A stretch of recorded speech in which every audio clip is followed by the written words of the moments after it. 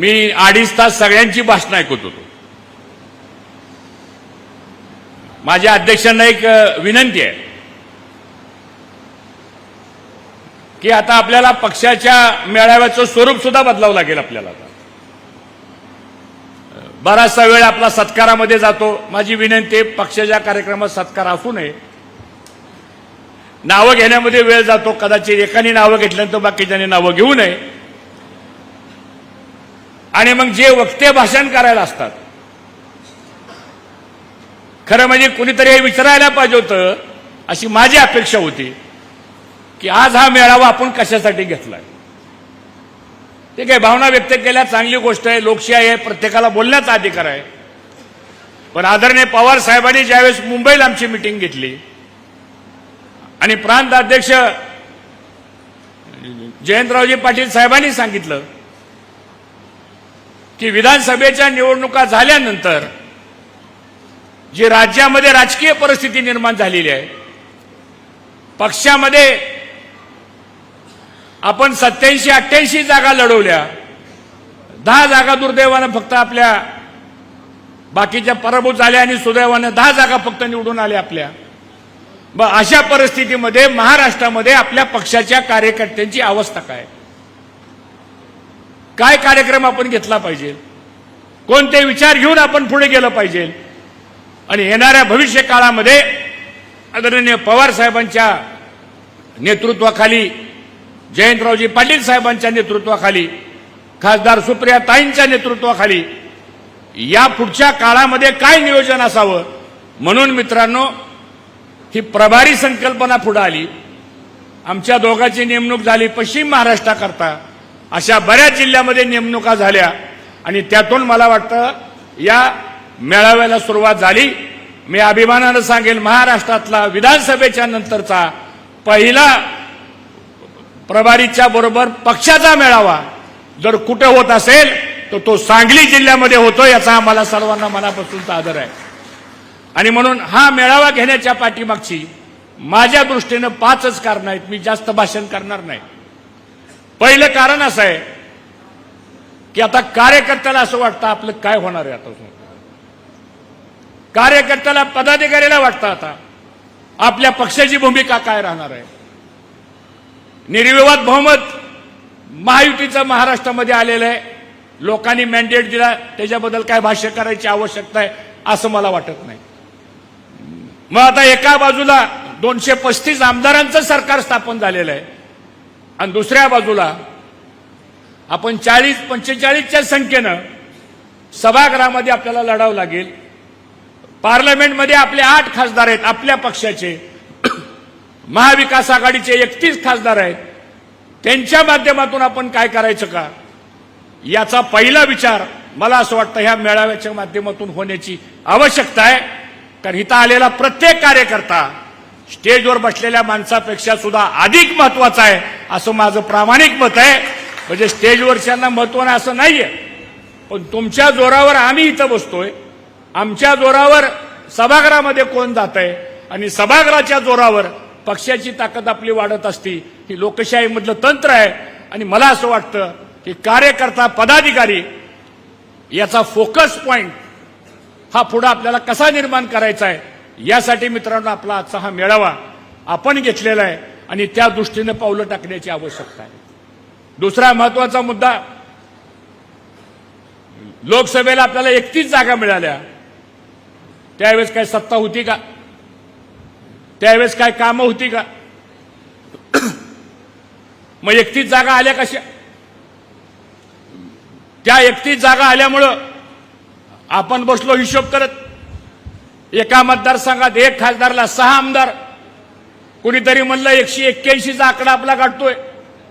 झाली चर्चा सुरू आपली पारावर बसल्या बसल्या. आणि मग आता काय सहजच, काय चिंता करू नका, 1-1 लाख मताचा डिफरन्स आहे, 50-50 हजार मताचा डिफरन्स आहे. आणि ह्या सगळ्या भ्रमामध्ये दुर्दैवानं आपण सर्वजण राहिलो. आणि दुसऱ्या बाजूला आपला पराभव लोकसभेला झाला. आपल्याला आता तळागाळापर्यंत जावं लागेल. ही भूमिका त्यांनी स्वीकारली आणि आम्ही भूमिका स्वीकारली. कोण मंत्री होणार आहे, कोण मुख्यमंत्री होणार आहे, पुढे काय होणार आहे, या सगळ्या गोष्टी दुर्दैवानं या घडल्या आणि त्याचा परिणाम असा झाला की आज आम्हाला महाराष्ट्राच्या विधानसभेमध्ये सुद्धा एका पक्षाच्या विरोधी पक्ष नेत्याच्या संख्येपर्यंत सुद्धा संख्याबळ. नाईक साहेब आपण बरोबर काम केलेलं आहे मंत्रिमंडळामध्ये, दुर्दैवानं आज त्या ठिकाणी आपण जाऊ शकलो नाही. याचा विचार आपल्याला करायचा का नाही करायचा हा प्रश्न या मेळाव्यामध्ये आपण करण्याची आवश्यकता आहे. मी अभिमानानं सांगेल जयंतरावजी पाटील साहेबांनी पक्षाची सूत्र हातामध्ये घेतल्यापासून आम्ही 15 वर्ष राज्य मंत्रिमंडळामध्ये खांद्याला खांदा लावून काम करणारे आम्ही माणसं आहे.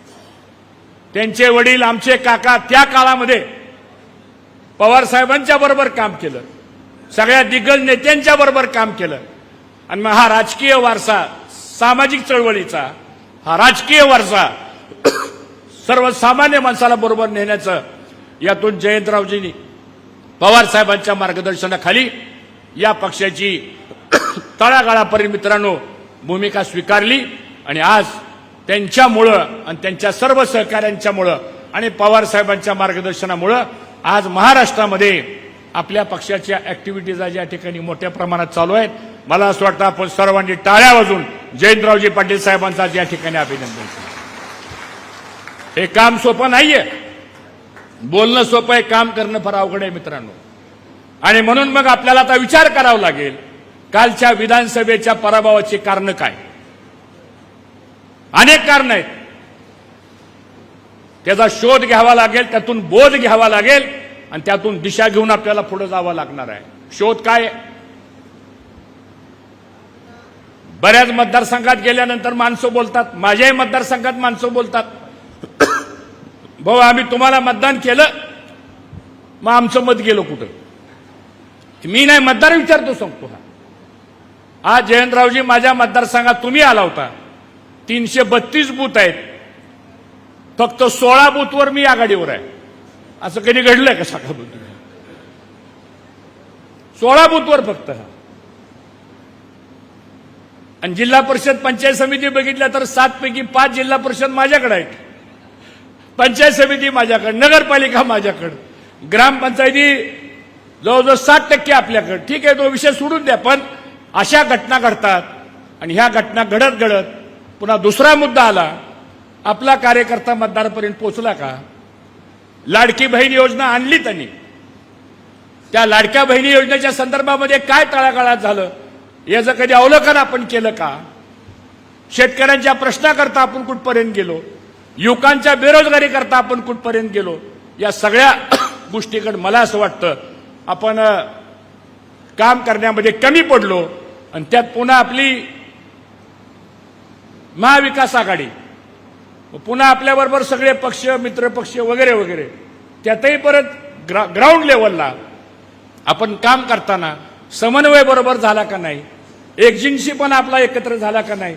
मला असं वाटतं ह्या सगळ्या गोष्टी ज्या आहेत या आत्मपरीक्षण आपल्याला करावं लागतील, तरच अशा प्रकारचे मेळावे घेतल्यानंतर त्यातनं काहीतरी साध्य करता येईल आपल्याला.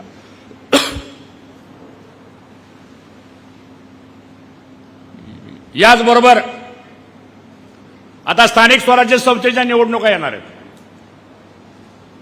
सुप्रीम कोर्टामध्ये मॅटर चालू आहे. कोणती तारीख आहे अजून आपल्याला कळायला मार्ग नाही. आता दिली तारीख 5 मे, म्हणजे ह्याचा अर्थ 5 मे नंतर कोर्टाला सुट्ट्या, पुन्हा जूनमध्ये सुप्रीम कोर्ट सुरू होणार. काय होईल मला काय माहित नाही. पण आज ना उद्या कधीतरी ह्या निवडणुका लागणार आहेत. त्या निवडणुकीची तयारी शशिकांत शिंदे साहेब म्हणल्याप्रमाणे आपल्याला ताकदीनं करावी लागणार आहे. करणार का नाही तयारी आपण सांगा, होय का नाही? जरा असं काहीतरी जोश ठेवा, जरा सांगतो तुम्हाला. लढायचंय आपल्याला. राष्ट्रवादी काँग्रेस पक्ष स्थापन झाल्यापासून आपण कायम सत्तेत आहे. 2-4 वर्ष सोडली जयंतरावजी तर कायम सत्तेत आहे. त्यामुळं आपल्याला असं वाटतं की आता आपल्याला सत्ता नाही, होईल काय आपलं? काय 7-12 बदलतोय कोण आपला? होणार आहे काय? लोकशाही आहे. लोकसभेचं वातावरण विधानसभेला राहिलं नाही. विधानसभेचं वातावरण कदाचित स्थानिक स्वराज्य संस्थेच्या निवडणुकीला बदलणार आहे, हे मी आपल्याला आज या ठिकाणी प्रामुख्यानं सांगतो. त्यामुळे बदल होतील, चिंता करायची काही कारण नाही सांगतो. त्यांच्या समोर जात असताना, लोकांच्या पुढे जात असताना आपला पक्ष हा ग्राउंड लेवलला हे कामच करावं लागेल आपल्याला, सांगतो तुम्हाला. आता आपलं काम काय? विकास काम आपलं काम नाही आता, कारण आपल्याकडे सत्ताच नाहीये. लाडसाहेब आपलं काम काय आता? आपलं काम आहे पहिलं मागणी करणं, हे आपलं कामच आहे आता. दुसरं काम आहे आपलं आंदोलन करणं. तिसरं काम आहे आपलं झालेल्या अन्यायावरती संघर्ष करणं. आणि वेळ प्रसंग पडलं तर रस्त्यावर उतरून आपल्याला लोकांसाठी आपल्याला भूमिका घ्यावी लागणार आहे. या मानसिकतेतून आपल्याला कार्यकर्त्याला जावं लागणार आहे. आणि मला विश्वास आहे की ज्यावेळेस कार्यकर्ता ही भूमिका घेऊन पुढे जातो त्यावेळेस आम्ही तुम्हाला पुढे जा म्हणणार नाही, आम्ही पुढे जाऊ, तुम्ही आमच्या मागे या. अशा पद्धतीने आपण पुढे वाटचाल करूया, एवढं मला या निमित्तानं आपलं सर्वांना सांगायचं. आज आपल्याकडं पक्ष संघटनेच्या संदर्भात सभासद नोंदणी फार महत्वाचा कार्यक्रम आहे. पवार साहेब म्हणतात आता नवीन युवकांना या प्रवाहामध्ये आणलं पाहिजे आपल्याला. मी तुम्हाला मगाशी बसल्या बसल्या म्हणलं युवा शक्ती मोठी आहे. आमची राजकारणाची सुरुवात सुद्धा युवक संघटनेच्या माध्यमातून झाली. आम्ही काय असं अचानकपणे पदं मिळाली नाहीत, संघर्ष केला. पंचायत समितीला आलो, जिल्हा परिषदला आलो, सोसायटीचं चेअरमन झालो, दूध संघाचं चेअरमन झालो, संचालक झालो, कारखान्याचं संचालक झालो, मग आमदार झालो, मग राज्यमंत्री, मग कॅबिनेट मंत्री. सांगतो हा संघर्ष केल्याशिवाय काय मिळत नाही मित्रांनो, सांगतो. आणि म्हणून आपल्याला ही तयारी सुद्धा या पुढच्या काळामध्ये आपल्याला मित्रांनो करावं लागणार आहे. तिसरा महत्वाचा मुद्दा असा आहे आपल्याला की आज जनतेमध्ये घबराट निर्माण झालेली आहे. महिलांच्या मध्ये तर खूप अशांतता निर्माण झालेली आहे. कारण 2,65,00,000 महिलांना लाडकी बहीण योजना मिळाली. चांगली गोष्ट आहे. त्यावेळेचं बजेट होतं 46,000 कोटीचं. काल वित्तमंत्र्यांनी बजेट मांडलं, सांगितलं 34,000 कोटीची प्रोव्हिजन झाली. म्हणजे याचा अर्थ सरळ आहे की 11,000 कोटी रुपये कमी झाले. म्हणजे 55,00,000 महिला भगिनी आमच्या त्या यादीतनं बाजूला गेल्या. अजून किती कमी होतील काय होतील मला माहित नाही. मग ते काम हातात घ्यावं लागेल आपल्याला. गावागावामध्ये कोणत्या महिलेचं नाव कमी झालेलं आहे हे बघावं लागेल आपल्याला. त्याची यादी आहे, महिला बाल विकास अधिकाऱ्याकडे आहे, तालुक्याच्या पंचायत समितीच्या बीडीओकडे आहे, तहसील कार्यालयामध्ये यादी आहे. अंगणवाडी पर्यवेक्षिका जी आहे ती 10 अंगणवाड्याला एक असते, तिच्याकडे ती यादी आहे. त्या याद्या आपल्याला कार्यकर्त्यांना घ्याव्या लागतील आणि त्या महिलांपर्यंत जावं लागेल की तुझा उपयोग फक्त विधानसभेच्या मतदानापुरता झाला. आता विधानसभेची निवडणूक संपली, नाव तुमचं कमी झालं, काय करायचं सांगा. ती कुणाला मत देईल? ती कुणाला मत देईल सांगा. हा, एवढंच काम करायचं आपल्याला. दुसरं काम, दुधाला 5 रुपये जयंतरावजी त्यांनी अनुदान जाहीर केलं होतं.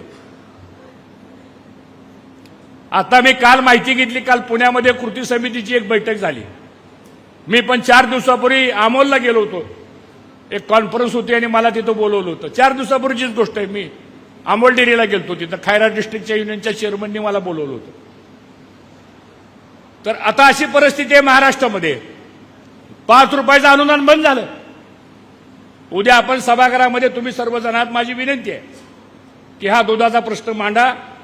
दुधाचं शॉर्टेज व्हायला लागले. आता दूध आणि साखर या 2 ज्या शेतकऱ्यांच्या अत्यंत महत्वाच्या गोष्टी आहेत त्याच्यावर आपल्याला पक्षाला लक्षच घालावं लागणार आहे. आणि माझी विनंती आहे की ह्या 2 प्रश्नावर आपल्याला वेळ प्रसंग पडलं तर आंदोलन करावं लागेल. पण ह्या शेतकऱ्यांना न्याय देण्याकरता राष्ट्रवादी काँग्रेस पक्षानं भूमिका घेऊन पुढे वाटचाल करावी लागणार आहे. हेही मला या निमित्तानं आपल्या सर्वांना या ठिकाणी सांगायचे. चौथा मुद्दा, आता आपल्यातल्या बऱ्याच लोकांना फोन यायला लागले आणि काय माणसं आपली थोडीशी चलबिचल होतात. सांगतो हा, काय चलबिचल होऊ नका सांगतो तुम्हाला. परिस्थिती बदलणार आहे, सकारात्मक राहा, काही अडचण येणार नाही. आदरणीय पवार साहेबांच्यावर विश्वास ठेवून आपल्याला येणाऱ्या पुढच्या काळामध्ये संघटना वाढवायची, संघटना मजबूत करायची आणि ह्या पद्धतीने आपण मित्रांनो पुढे वाटचाल करू. विषय खूप बोलण्यासारखे आहेत, वेळ खूप झालेला आहे, परंतु माझा एवढाच एक मुद्दा आपल्याला सांगायचा आहे की आपल्याला सगळ्याला मिळून पक्षानं मला काय दिलं, नेत्यांनी मला काय दिलं, हा विचार बाजूला ठेवा. मी आता पक्षाकरता काय देऊ शकतो हा विचार डोक्यामध्ये ठेवा. आणि ज्यावेळेस हा विचार डोक्यामध्ये येईल त्यावेळेस येणारा काळ हा आपल्याला सत्तेचाच काळ असल्याशिवाय राहणार नाही. ही भूमिका आपल्याला मित्रांनो घेऊन पुढे आपल्याला वाटचाल करावी लागेल. एवढंच आपल्याला आवाहन करतो. आज इथं आपण सर्वजण एवढ्या मोठ्या संख्येनं आलात आणि मला असं वाटतं मेळाव्याची सुरुवात ही सांगलीपासून झाली, कारण सांगलीमधूनच प्रदेशाध्यक्षांचा हा जिल्हा आहे आणि हा जो काय पॅटर्न सेट केला आपण याच पद्धतीनं शशिकांतजी आपल्याला सातारला, पुण्याला, कोल्हापूरला, सोलापूरला आपण जाऊ. हे झाल्यानंतर आताच मला अध्यक्ष म्हणाले की ज्या ज्या विधानसभेमध्ये 70,000, 80,000, 1 लाख मतं पडलेत आपल्या उमेदवारांना, काय काय ठिकाणी 1,10,000 मतं पडलेत आपल्या उमेदवारांना, तिथं सुद्धा आपल्या पक्षाला मानणारा मतदार मोठा आहे, तिथला कार्यकर्ता मोठा आहे, तिथला उमेदवार आपला चांगला आहे. त्याही विधानसभेच्या मतदारसंघामध्ये मला असं वाटतं आपण जाणं गरजेचं आहे आणि तिथं जाऊन आपल्याला आपली संघटना कशी आपल्याला वाढवता येईल या दृष्टीनं आपण सर्वजण प्रयत्न करू. आणि म्हणून ना उमेद होऊ नका. एक स्लोगन दिले आमच्या शशिकांत शिंदे साहेबांनी. काय स्लोगन दिली जरा एकदा मोठ्याने म्हणावर. जय शिवराय. हे काय सांगलीचा एवढा बारका आवाज असतो काय? जय शिवराय. जय शिवराय. आता ही भूमिका घ्यायची आपल्याला आणि डोळ्यासमोर छत्रपती शिवाजी महाराज ठेवा, डोळ्यासमोर धर्मवीर संभाजी महाराज ठेवा. मुठभर मावळे घेऊन त्याने हिंदवी स्वराज्याची स्थापना केलेली आहे. त्यामुळे आपण सुद्धा त्यांचे वंश आहोत, त्यांचे वारसदार आहोत, त्यांचे विचाराचे कार्यकर्ते आहोत आणि ह्या पद्धतीने आपण पुढे वाटचाल करूया एवढंच आवाहन करतो. पुन्हा एकदा आपल्या सगळ्याचं स्वागत करतो, आभार मानतो आणि माझं लांबलेलं भाषण संपवतो. जय हिंद, जय महाराष्ट्र. एबीपी माझा, उघडा डोळे बघा नीट.